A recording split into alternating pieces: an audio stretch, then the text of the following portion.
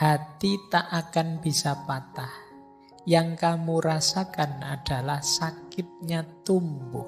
Hatimu tumbuh dalam kebijaksanaan, kelembutan, dan kekuatan. Sehingga suatu hari nanti kamu bisa mencintai lebih hebat. Hati yang patah, tapi kita pahami sebagai pelajaran untuk kita tumbuh. Sekarang aku tahu cara hidup bersama yang tidak mengecewakan pasangan. Sekarang aku tahu maknanya kesetiaan. Sekarang aku tahu caranya membahagiakan, menggembirakan. Yuk kita membacanya jangan hanya di aspek kekecewaan dan kesedihan, tapi kita membacanya di aspek pelajaran hidup yang kita dapat. Tambah banyak pengalaman, tambah matang kita menyikapi hidup ini.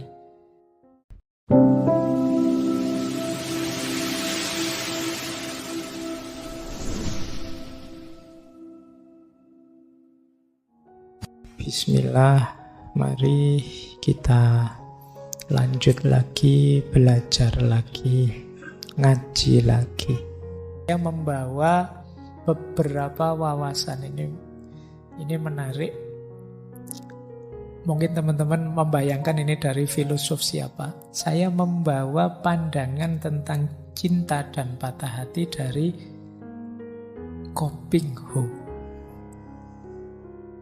Kalau teman-teman pernah membaca ceritanya Ko Ping Ho, dulu saya senang sekali. Saya itu kalau membaca ada kalimat-kalimat bagus saya sisihkan, saya catat, saya tandai. Nah, saya ketemu pandangan yang bagus tentang patah hati dan cinta ini. Ada beberapa nanti saya bawa. Ini untuk mengantarkan ke minggu depan. Bagaimana menyikapi patah hati secara eksistensial. Kalian boleh mendiskusikan pandangannya ini. Ini menarik. Yang pertama begini kata dia. Ini saya ambil dari, kalau tidak salah, Bukek Siansu serialnya. Ini ada orang tua yang menasihati tokohnya. Kata dia begini, cinta antara pria dan wanita itu bukanlah cinta yang sejati namanya, melainkan asmara yang timbul dari kecocokan selera, baik mengenai ketampanan maupun mengenai watak, sehingga saling tertarik, kagum, seperti orang melihat bunga-bunga indah. Gairah karena kecocokan selera ini bercampur dengan nafsu birahi. Asmara ini penuh dengan keinginan menguasai, memiliki, memperbudak.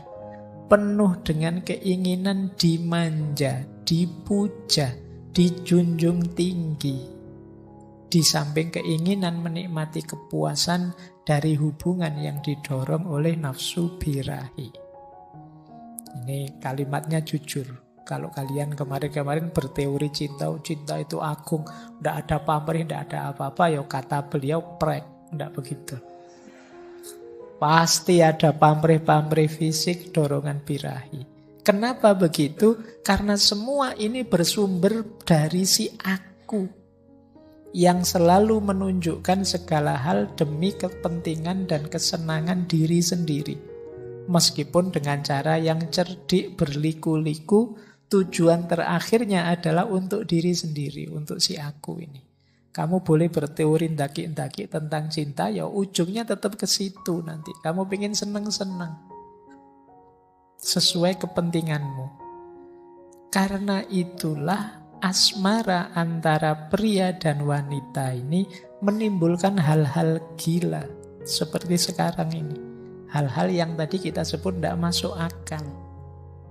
Kalau diputuskan menimbulkan duka, kalau dikhianati menimbulkan benci, kalau tidak ditanggapi menimbulkan cemburu. Ini menunjukkan ego. Pendeknya, asmara antara pria dan wanita itu menimbulkan bermacam pertentangan, ketakutan, yaitu takut kehilangan dan duka. Itulah cinta antara pria dan wanita yang kau agung-agungkan itu. Nah, ini masih berlanjut. Teman-teman semoga sudah menangkap poinnya ini. Nah, terus dibantah oleh muridnya. Mungkin itu gambaran cinta orang yang wataknya buruk. Seorang yang hanya mementingkan dirinya pribadi. Cinta orang yang berhati nurani bersih, itu kan dia sanggup berkorban, siap melakukan apapun juga, bahkan sanggup berkorban nyawa kalau perlu untuk orang yang dicintai. Nah, malah diketawain. Itu alasan kuno yang sudah menjadi kembang bibir semua orang yang mabuk cinta. Memangnya aku percaya bahwa engkau akan berani berkorban nyawa untuk gadis yang kau cintai. Tetapi bagaimana seandainya gadis itu tidak membalas cintamu? Bagaimana kalau engkau melihat dia berkasih-kasihan dengan pria yang lain? Bagaimana kalau dia tidak setia kepadamu, mengolok-olok cintamu, dan dengan mencolok bermain cinta dengan pria lain di hadapanmu? Apakah engkau tetap rela? Dan cintamu akan tetap. Jadi omong kosong saja, orang mengorbankan nyawa demi cinta. Alah, itu prek juga. Wong yo kalau pacarnya ganti pasangan atau ngelirik orang lain saja kamu marah-marah. Kamu sebenarnya hanya ingin dibales saja cintamu. Jadi itu kalimat bunga-bunganya orang yang mabuk cinta. Nah, ini dibantah. Dibantah lagi. Masa begitu guru? Gimana dengan cinta anak pada ibunya wis? Ini kan cinta sejati. Kata gurunya, itu pun palsu. Seorang anak merasa terkurung budi pada ibunya.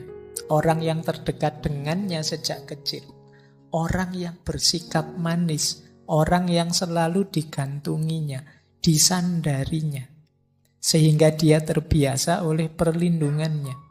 Dan setelah si anak besar teringat akan kebaikan-kebaikan ini, dia merasa berutang budi dan ingin membalas budi. Bukan cinta yang sejati, melainkan perasaan hutang budi belaka. Andai kata si anak sejak bayi diberikan pada seorang wanita yang lain, kalau wanita itu melimpahkan kebaikan-kebaikan padanya, tentu anak itu pun akan berutang budi pula. Ini pun bersumber pada si aku. Utang budi itu kan karena dia baik padaku, aku baik pada dia. Coba kalau seorang ibu bersikap buruk pada anaknya, bersikap kejam dan lain sebagainya, apakah si anak akan tetap mencintainya seperti yang diucapkan mulutnya? Lihat saja semua orang yang telah dewasa setelah menikah, bukankah perasaannya lebih dekat pada suaminya, istrinya, atau anak-anaknya? Nah, cinta anak pada orang tua, kalau di sini katanya belum cinta yang sejati, itu lebih ke balas budi saja. Wah, guru pandai sekali berdebat. Gimana kalau cinta kasih seorang ibu pada anaknya? Itu kita sering pakai contoh ini. Nah, beranikah Tuhan menyangkal dan mengatakan bahwa cinta kasih seorang ibu pada anaknya juga palsu? Jawabannya mengagetkan. Iya, memang palsu. Selama si ibu mengharapkan kesenangan dari cintanya itu. Kalau seorang ibu hendak membuktikan cintanya palsu atau bukan, dia boleh bertanya pada dirinya sendiri. Marahkah dia kalau si anak tidak menurut kata-katanya?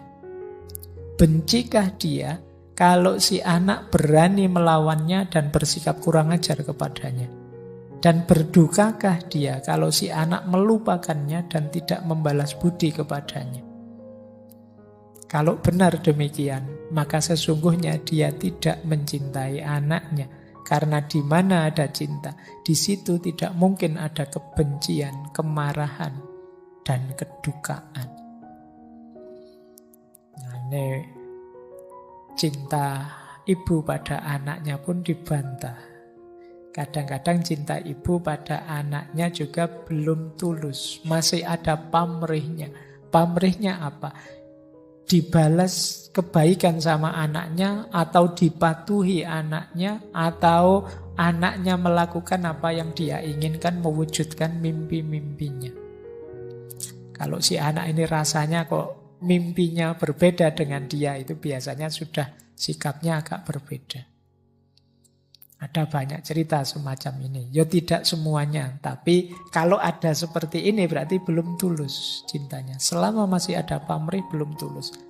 Nah terakhir, kalau begitu pendapatnya Tuhan, kalau cinta itu bukan perasaan manusia yang biasa, mungkin ya hanya cinta pada Tuhan saja yang suci. Jawabnya malah lebih tegas lagi, sama sekali tidak. Cinta manusia pada Tuhan itu lebih munafik lagi. Sesungguhnya bukan cinta, melainkan pemujaan, dan pemujaan ini palsu belaka. Kalau dibaliknya terhadap keinginan agar memperoleh balas jasa atau imbalan. Kalau manusia memuja Tuhan dengan niat agar memperoleh imbalan berkah, baik selagi masih hidup atau kelak kalau sudah mati, maka pemujaan itu pun palsu belaka, seperti jual beli. Cinta adalah sederhana dan wajar, tanpa pamrih. Karenanya tidak akan mendatangkan kecewa, benci, atau duka. Jadi patah hati tadi kemungkinan muncul karena cintanya masih banyak pamrihnya. Termasuk pamrih ingin menikahi, pamrih ingin dibalas cintanya, pamrih ingin memiliki sepenuhnya. Berarti belum tulus. Kalau sudah tulus, seperti dulu pernah kita bahas ya, bahkan aku ingin membahagiakan yang aku cintai, bahkan jika seandainya aku harus pergi, harus menjauh, kita harus berpisah, dengan itu dia bahagia, aku rela. Nah, ini baru tulus. Tapi kalau ditinggal kok terus marah-marah, dari cinta berubah jadi benci, ya berarti yang tadi cintanya masih belum tulus. Ini kalau pakai teorinya Koping Ho ini ya. Biar tidak hanya teorinya para filosof, para teolog. Kita ambil perspektif yang agak berbeda.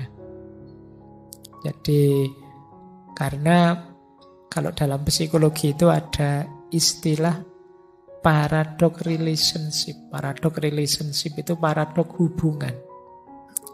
Orang itu semakin melekat mencintai, semakin mudah membenci. Sebesar apa kebencian yang bisa lahir itu setara dengan sebesar apa cinta yang dimiliki. Orang yang bisa mengecewakan kita paling besar adalah orang yang paling kita cintai. Jadi ini namanya paradok hubungan. Hubungan itu yang paling mengecewakan adalah yang paling kita melekat di situ. Ya mungkin sekarang belum kelihatan, tapi begitu ada kasus sedikit meledak. Kita misalnya dibohongi teman kita, itu mungkin biasa, tapi dibohongi orang yang kita cintai, rasanya sakitnya double. Kenapa? Karena kemarin kita punya pamrih-pamrih pada dia. Ketika pamrih ini terbalik, tidak muncul, kita kecewa, kita marah, dari cinta kemudian jadi benci. Nah ini ada pelajaran-pelajaran. Berarti kok Pak saya bolak-balik pacaran patah hati, ya mungkin perlu naik kelas cintanya. Belajar lagi mencintai secara lebih tulus. Nah mungkin itu yang tadi disebut pelajaran tadi ya. Ayo belajar lagi, belajar lagi. Entah itu sebagai orang tua, dengan sahabat, dengan yang dikasihi, termasuk mungkin dengan Allah. Itu ayo latihan mencintai secara lebih tulus. Itu yang kalau dalam agama namanya ikhlas. Fokusnya hanya pada yang dicintai, tidak pada aku kalau bahasanya Koping Ho tadi. Tidak untuk kepentinganku dan tidak keinginanku. tapi kepentingan dan keinginan yang dicintai saja. Nah, ini namanya cinta yang tulus. Yang ini memang enak kalau diceramahkan begini, kalau dijalankan berat. Karena menyingkirkan ego itu tidak gampang. Orang sulit menaklukkan aku itu. Karena aku ini kan sudah mewarnai hidup kita sehari-hari. Ada cara lebih mudah untuk biar kita tidak ditelan oleh aku. Ayo sekali-sekali latihan menjauh dari diri kita. Kita pandangi diri kita secara lebih objektif. Nah, itu mungkin memudahkan kita mengenali ego kita, aku kita. Sehingga jangan-jangan kebaikan-kebaikan yang banyak kita lakukan itu terbongkar nanti kalau kita mengambil cara ternyata kebaikanku selama ini masih berpamrih. Masih sebenarnya untuk kepentingan ego. Tidak karena kebaikan itu sendiri dan tidak ikhlas karena Allah. Nah, ini titik-titik di mana kita harus belajar dan banyak mengambil pelajaran dari fenomena-fenomena seperti patah hati ini. Karena tidak mungkin dalam hidup kita itu semua keinginan kita terpenuhi. Ketika keinginan kita tidak terpenuhi, di situ muncul fenomena patah hati ini. Ini menarik. Ada tuntunan dari Brian McGill. Kata dia, sebenarnya ayo kita lihat dari sudut pandang yang berbeda. Kata dia, sebenarnya hatimu bukan patah. Hati tak akan bisa patah. Yang kamu rasakan adalah sakitnya tumbuh. Hatimu tumbuh dalam kebijaksanaan, kelembutan, dan kekuatan. Sehingga suatu hari nanti kamu bisa mencintai lebih hebat. Jadi mari kita pahami secara berbeda. Ini persis pelajaran filsafat. Jadikan apapun jadi pelajaran termasuk patah hati. Pelajaran itu berarti kita pahami dalam rangka kita tumbuh jadi lebih baik.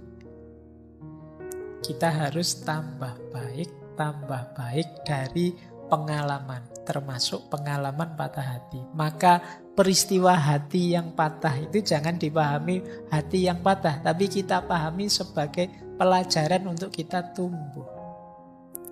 Sekarang aku tahu cara hidup bersama yang tidak mengecewakan pasangan. Sekarang aku tahu maknanya kesetiaan. Sekarang aku tahu caranya membahagiakan, menggembirakan. Itu dari hubungan dan juga dari patah hati. Tadi kita bisa belajar. Jadi katanya Brian McGill, yuk kita membacanya jangan hanya di aspek kekecewaan dan kesedihan, tapi kita membacanya di aspek pelajaran hidup yang kita dapat. Tambah banyak pengalaman, tambah matang kita menyikapi hidup ini. Nah, ini yang sulit diperoleh kalau hanya dari buku. Perlu kita dapat dari pengalaman. Jadi ini pelajaran menurut saya jadi strategi untuk kita biar tidak terjebak di situ-situ terus. Tapi kita mengambil sudut pandang yang berbeda bahwa penderitaan yang kita rasakan itu hakikatnya adalah pelajaran. Nah, ada lagi pelajaran dari Hemingway. Kata dia, the most painful thing is losing yourself in the process of loving someone too much. And forgetting that you are special too. Kalian boleh tetap nyambung, boleh pisah, tapi tolong jangan kehilangan dirimu. Banyak orang yang saking melekatnya pada seseorang dengan alasan saking cintanya sampai dia melenyapkan dirinya, kehilangan dirinya. Jadi cinta berubah jadi kompromi-kompromi. Asal engkau tidak pergi, Aku rela berubah jadi apapun yang engkau inginkan. Ini namanya kompromi, bukan cinta. Atau kalau pasanganmu hanya mau mencintaimu dengan syarat dan ketentuan seperti iklan,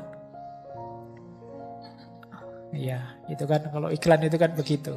Aku mencintaimu terus ada tanda bintangnya di bawahnya syarat dan ketentuan berlaku loh. Itu bukan cinta, itu dagang. Jadi di antara kuncinya cinta itu bisa tegak, ya engkau jadi dirimu, dia jadi dirinya. Kemarin dulu kita bahas yang ini ya, ketika kita membahas Khalil Gibran. Jangan lupa masing-masing kalian itu istimewa. Justru istimewanya terletak dalam perbedaan.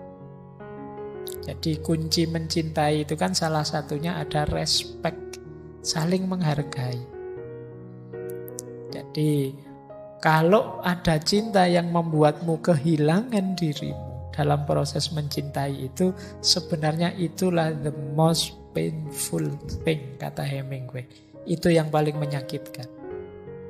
Cinta itu sebenarnya mendukungmu untuk semakin eksis jadi manusia, seperti minggu depan kita bahas. Tapi justru cinta bisa melenyapkanmu. Nah, ini yang paling menyakitkan. Kamu tidak ada lagi. Kamu memasrahkan dirimu sepenuhnya pada yang engkau cintai, sesuai keinginannya, sesuai perintahnya, sesuai kehendaknya, ya selesai, kamu kehilangan dirimu. Dan sebenarnya itulah yang paling perlu disesali. Ini kata Hemingway. Nah, ini pelajaran selanjutnya. Jadi patah hati itu natural saja, karena yang bertemu itu bisa cocok, bisa tidak. Perpisahan itu niscaya. Tapi semoga kalian tidak kehilangan diri, tidak berkompromi. Nah, ini juga ada kalimat, air mata yang mengalir untuk orang lain itu bukan tanda kelemahan, tetapi tanda hati yang jernih. Nah, ini oke ya. Jadi apa, kalau patah hati tidak usah malu-malu, nangis saja tidak apa-apa. Justru itu menunjukkan ya kalian memang tulus mencintainya. Makanya ketika berpisah sakit. Nah, ya yang cowok juga tidak usah malu-malu, kalau pengen nangis ya nangis, tidak apa-apa. Kenapa? Ya mosok kamu pisah terus ketawa. Itu berarti tidak cinta, tidak tulus tadi. Pisah terus nyukur-nyukur ke, yo rasain lu. Kalau memang tulus kemarin mencintai, berpisah itu memang sakit. Tidak apa-apa menangis, karena tangisan itu bukan pertanda bahwa kamu lemah, tapi pertanda bahwa kamu tulus. Jadi wong manusia itu makhluk makna. Apa-apa ya kamu maknai yang positif lah. Tangisan dimaknai sebagai ketulusan. Nanti perpisahan dimaknai sebagai takdir atau barokah atau apalah, monggo. Nah, itu kan lebih meringankan hatimu daripada kamu maknai sebagai bencana. Atau maknai seperti tadi, begitu diputus, wah ini berarti Allah sedang memberiku pelajaran tambahan. Aku harus nyari pelajaran lagi ke yang lain, tidak hanya pelajaran ini. Nah, itu lebih meringankan. Jadi ini quotes yang ini mengajarkan kita untuk memberi makna yang positif saja. Baik.